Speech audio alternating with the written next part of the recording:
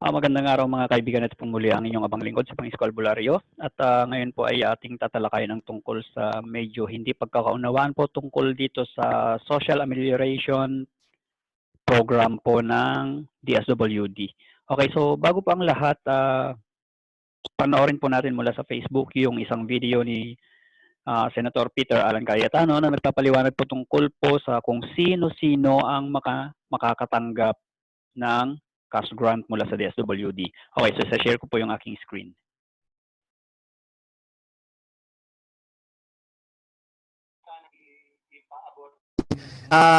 Sorry po, ang bilis ng mga questions, but like dito po, sabi ng mayor namin, dito isang form lang daw po bawat bahay.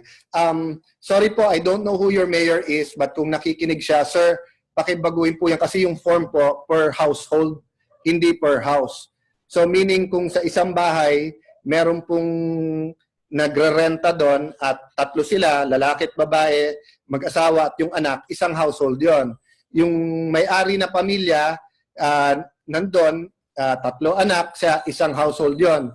Kung kapatid niya na may dalawang anak din, nandun din yung asawa, kasama din sa bahay, tatlong household yon. So tatlong form po ang dapat ibigay. So let me clarify po that household. Mayor, kung nakikinig ka man or kung you're in a similar nagtatanong din, that's why po ang ibibigay po ng DSWD na listahan sa inyo, hindi po number of houses, number of households po ang ibibigay sa inyo. So yung 18 million Filipinos out of 24.6 million po, yan po ay number of households, hindi po yan number of houses. Okay? So let me see kung may 1 or 2 questions pa.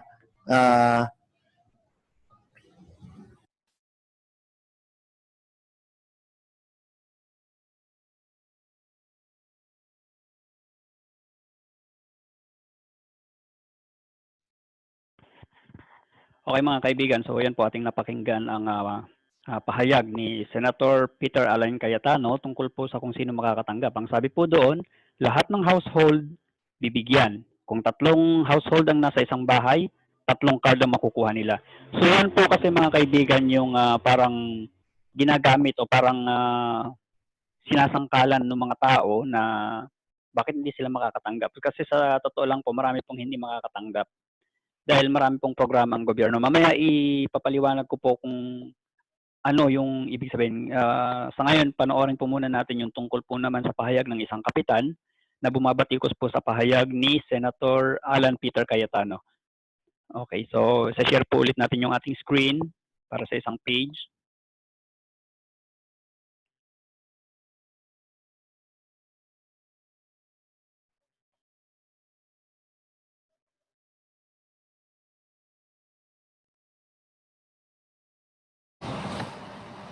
Magandang tanghali ho sa inyo. Lalo na sa iyo, ano yun, Congressman Alan Cayetano. Ako ay barangay captain.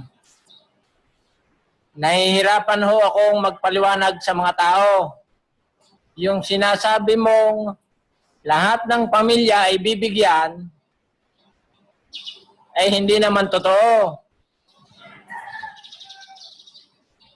Yung sinasabi mo, ang laging sinasabi ng mga tao, ang pakiusap ko lang ay hindi ka naman yata nakakatulong sa mamamayan natin, ay huwag ka nang magpadagdag ng problema at huwag ka nang magpagulo. Dito sa barangay ko, miniting kami ng DSWD, 2,500 families dito. Ang ibinigay lang sa aming form ay 821. Salain daw namin ang mahirap pa sa mahirap. Tapos, sila ang mamimigay ng pera at sasalain pa uli nila. At pagka hindi validate na talagang mahirap, kukwestiyonin pa kami kung bakit napasama. Ay baka po pwedeng tulungan mo akong magpaliwanag sa mga tao.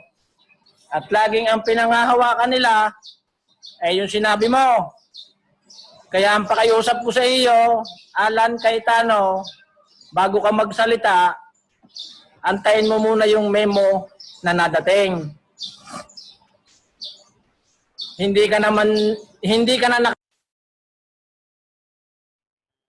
Okay, so yan po yung pahayag ni Senator Peter Alan Cayetano. And then yung pahayag din po ng isang kapitan na bumabatikos naman po sa naunang mga pahayag ni Senator Peter Cayetano. Actually, nagkakaroon po kasi ng medyo contradiction dun sa pahayag ni Senator Cayetano at saka yung nangyayari ngayon, yung totoong binibigay. Pero ang totoo rin naman yung sinasabi ni Senator Cayetano. So paano yun? Ang totoo, sabi ni Senator Cayetano, lahat ng household bibigyan.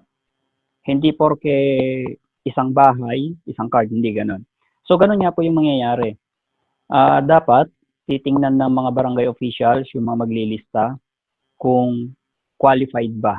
Ayan. Kung qualified ba yung tatlong nandun sa loob ng bahay, tatlong household yun, kung tatlo sila, at lahat sila bibigyan. Pero hindi po lahat ng bahay, hindi lahat ng household sa buong komunidad ay mabibigyan. Bakit? Di ba marami tayong mga cash grants na binibigay ang gobyerno mula sa iba't ibang ahensya. So, bawal magdoble. Unang-una ganito. Ang mga cash grants na ito ay para po sa yung tinatawag nga nila na poorest of the poor. Okay, yung mga mahirap pinakamahirap sa mga mahirap. May mga kababayan pa rin po naman kasi tayo na merong kakayahan pa rin bumili ng sarili nilang pagkain. At marami tayong mga kababayan na wala na talagang makain. So, binabalance ng gobyerno yun. They're trying to balance the distribution of funds para nang sa ganon, walang taong mamamatay sa gutom. Okay, so yun po yung una. Yung may mga kakayahan pa namang bumili ng kanilang mga sariling pagkain, hindi po sila bibigyan. Dahil may kakayahan pa naman sila. Pangalawa, yun pong tumatanggap ng pension from the government. Like for example, senior citizen, may mga pension po yan. And then ano pa yung ibang mga nagka-pension yan? Hindi na po yan bibigyan. Mga retired, hindi na yan bibigyan. Pangatlo, yun pong mga nakatanggap na o makakatanggap pa ng cash grants mula sa iba't ibang ahensya ng gobyerno. Halimbawa, for example, yung sa DOLE, di ba meron silang project para sa mga formal and informal workers, like yung CAMP program, yung TUPAD, BK, yan. Yung mga farmers din po na makakatanggap ng cash grant mula sa Department of Agriculture ay hindi na rin po qualified para tumanggap po sa DSWD. So, ibig sabihin nito, sa isang household, isa lang din ang matatanggap nila sa government. So, meron din kasi nagtatanong, paano ako may trabaho ako, nawalan ako ng trabaho, pati mister ko nawalan ng trabaho. Ang tanong, sino sa kanila ang tatanggap? Isa lang po ang makakatanggap sa kanila dahil per household niya po ang usapan. And then, kung halimbawa yung mister mo ay nakatanggap na ng o makakatanggap ng cash grant from CAMP, hindi ka na qualified. Hindi na rin kayo qualified dun sa ibibigay ng DSWD. So, yung cash grant lang po ng CAMP ang makukuha ninyo. Wherein, same lang naman po yung amount. Pareho yung amount. Okay? So, hinati-hati lang po kasi sa iba't ibang ahensya yan para mas madali yung distribution. And then, pangalawa po, meron ding isang nagtanong, halimbawa, isa siyang senior citizen. Hindi naman siya tumatanggap ng pension. And actually, hindi siya senior citizen, PWD. So, meron siyang kapansanan at wala na siyang source of income. Umaasa lang sa bigay ng anak. Dahil nasa kanya siyang nag-aalaga ng dalawang apo niya. So, hindi na rin po siya qualified kasi ang breadwinner po ay yung anak. So, yung anak ang dapat tumanggap ng cash grant. Okay? Dahil nasa formal sector po siya, ang matatanggap po niya ay yung CAMP mula sa DOLE. Yun po yung paliwanag doon. So, tama rin yung sinabi ni Senator Cayetano na lahat ng household mabibigyan, pero hindi po sa iisang ahensya. Sa iba't ibang ahensya po yan. Lahat makakatanggap, pero sa iba't ibang ahensya. May tatanggap sa camp, may tatanggap sa tupad, merong tatanggap sa DSWD, may tatanggap sa Department of Agriculture. At ang isa pa po, sa mga 4Ps, di ba, identified naman na natin sila na mga mahihirap talaga at kailangan talaga nila ng tulong, pero hindi na po sila bibigyan ng SAC card kasi meron na po silang record sa DSWD and yung para sa kanila po sana ay diretso na pong ipapasok sa kanilang ATM. Okay, sa ATM account nila. So hindi na sila kailangang makipag-agawan pa sa mga form. Okay, so maliwanag po 'yon. Pag ikaw ay kasali sa 4Ps, yung cash grant para sa iyo ay i-diretso na sa inyong ATM account. So, hindi na ninyo kailangang makipag-agawan pa sa cash card. Kumbaga, magugulo lang yung listahan ng mga barangay officials natin. Okay. And then, isipin din po natin na titingnan po natin mabuti kung saan tayo nararapat. Kasi halimbawa, tayo pala ay kabilang sa formal worker pero pinagpilitan natin kumuha ng card sa SAC ng DSWD. Ngayon, akala natin nakapasok na tayo. Pero if i-verify pa po yan ng DSWD at nakita nila na kayo ay nasa formal sector na dapat sa DOLE kayo, i-disregard nila kayo or i-reject po nila yung application ninyo. So, mahalaga po na tingnan natin yung katayuan natin kung saan tayo dapat kumuha ng cash grant. Okay? Kung tayo po ay nasa formal sector, automatically doon tayo sa DOLE. Kausapin natin yung ating employer para nang sa ganun po ay sila yung mag-a-apply ng camp program para sa atin. Para sa inyo. Kasi lahat po yan Lahat, kapag nag-apply po yung employer, lahat ng employee niya, ililista na niya doon, kasama na po yung payroll copy and then yung report. Isasend nyo via email, then maghihintay na lang kayo ng paparating na pera sa inyong bank account if your payroll is through ATM or hintayin po natin yung notification ng remittance. Ayan. So, ganun po yon. Titingnan po natin kung saan tayo dapat kumuha. Kung halimbawa tayo po ay nasa informal sector, okay, let's say informal sector, halimbawa tayo po ay mga let's say contractual worker, yung tayo po ay halimbawa let's say sidewalk vendor. Yan. Even though meron po tayong programa sa DOLE na tupad para sa mga informal workers, limited po ang makukuha sa informal workers sa tupad ng DOLE. So yung mga hindi informal workers na hindi nakakuha sa DOLE sa tupad, doon po kayo kumuha sa DSWD, sa SAC.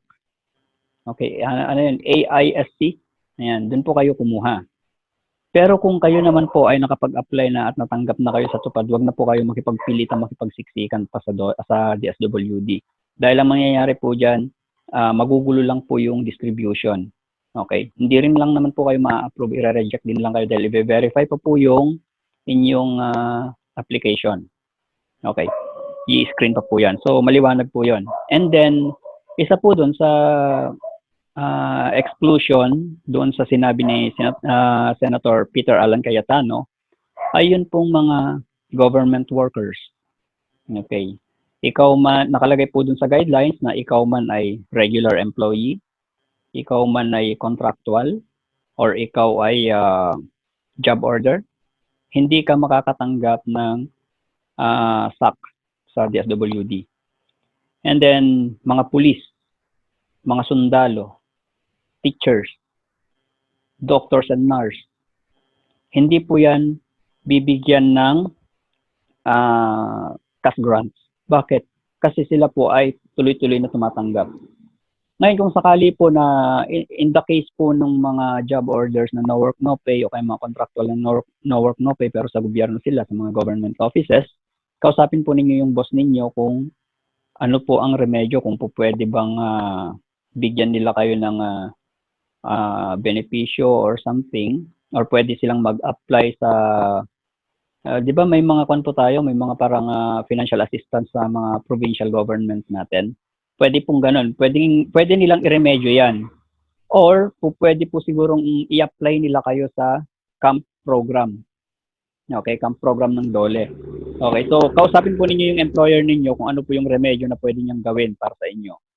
Okay, sa mga job orders and contractual po yan na work no pay sa government agencies. Okay, so yun po. So ano pa? Sa mga doctors and nurse, police, sundalo, teachers, kasi po, kaya hindi po kayo kasali dahil kayo po ay tuloy-tuloy na sumasahod. So hindi natin masasabi na talagang totally affected kayo, hindi po. Dahil tuloy-tuloy po kayong tumatanggap ng inyong mga sahod. Okay? And then, isa pa po ito. Halimbawa, ako, padre de familia, isa akong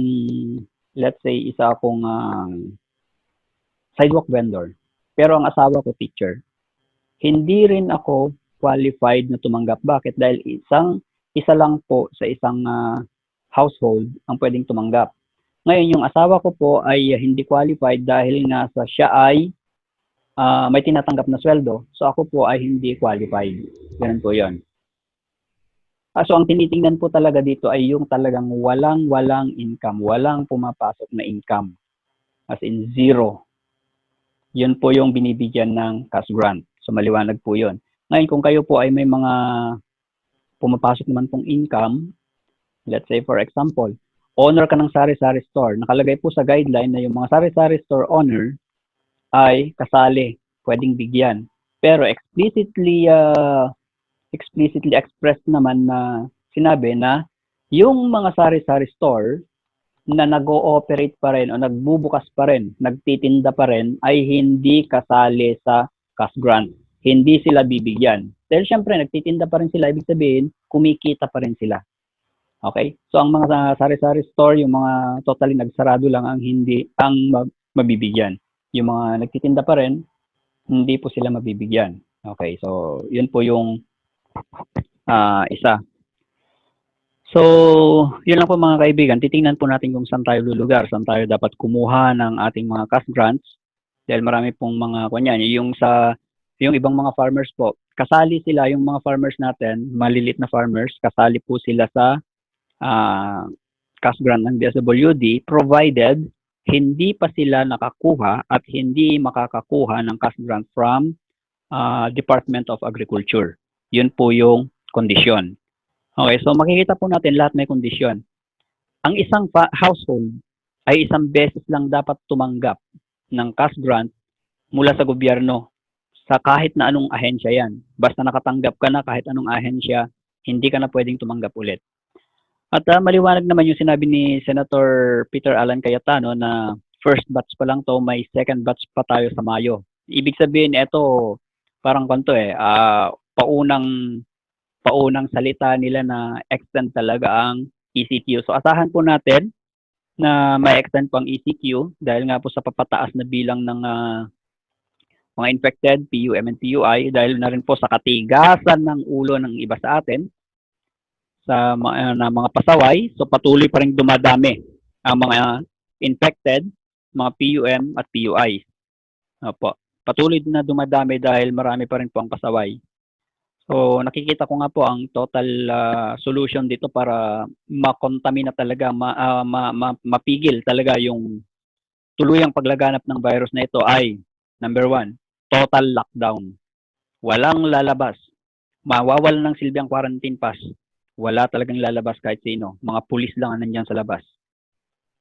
Tsaka yung mga frontliners lang.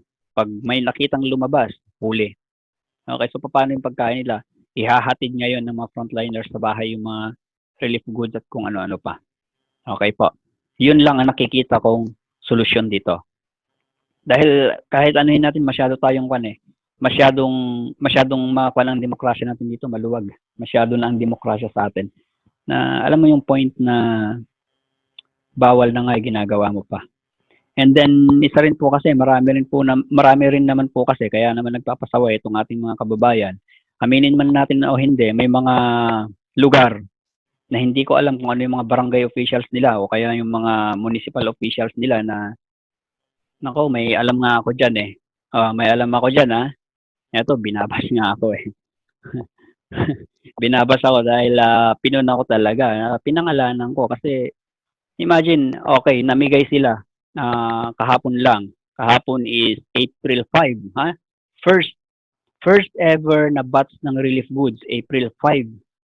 Ha? Di ba dapat March pa lang namigay na, April 5, first na batch. And alam nyo kung saan galing yon, provincial. So yung galing sa barangay at galing sa municipal, wala. Nasaan ng pondo nila? Okay, so may mga hinihintay lang tayong mga konting mga information tsaka tayo gagawa ng ibang mga hakbang tungkol doon. So sa ngayon, ito lang muna na ito muna yung masasabi natin, tingnan natin kung saan tayo lulugar, saan tayo kukuha ng cash grant para sa atin. At nang sa ganun po ay maiwasan natin yung medyo mas mapapagulo kasi halimbawa ipagpipilitan mo ikaw nasa formal sector at pwede namang makakuha ka sa camp, ipagpipilitan mo pa rin kumuha doon sa dahil nauna dahil wala ka nang lalakarin, unlike sa kan kasi kakausapin mo pa yung employer mo para sila yung mag-apply, etc. Samantalang dito sa SAC na to ng DSWD, kukunin lang yung pangalan mo, ibibigay sa'yo yung form, fill-upan mo lang, then bigay mo na sa kanila, bahala na sila. Okay, so sa tingin mo mas madali yon kaya doon ka kumuha. Pero hindi ka dapat doon kumuha pala. Pagdating ng screening na reject ka, problema mo na naman yan. Diba? Hindi mo, tapos siyempre magagalit ka, magrereklamo ka na mahirap ka rin naman. Pero yun nga, meron kang dapat pagkunan ng para sa'yo pero sa iba ka kumukuha. Parang ganon. Diba? Lahat tayo kakain pero yung nasa plato mo ang kainin mo, wag yung nasa plato ng katabi mo. Parang ganon yung halimbawa. Okay, and then panghuling salita, doon naman po sana sa mga barangay officials, mga mayor dyan, mga LGUs dyan, gawin din naman po sana ninyo ang inyong mga trabaho kasi po anong petsa na po ngayon, no? Abril na. Ngayon po is Abril 6. April 6 na po ngayon. So, April 6, kailan pa nag-umpisa itong enhanced community quarantine? Wala nang makain yung mga tao ninyo. So, sana naman ibigay na ninyo yung para sa kanila. Huwag na ninyong hintayin yung mga mas nasa taas ang makaalam pa. Dahil kapag ganun ang nangyari, nalaman pa ng mga nasa taas, ewan ko na lang. Okay, so hanggang dito na lang mga kaibigan and maraming salamat po sa panonood. And ito pong muli ang inyong lingkod, si Mang Isko Albulario, nagsasabing keep safe always, kabayan.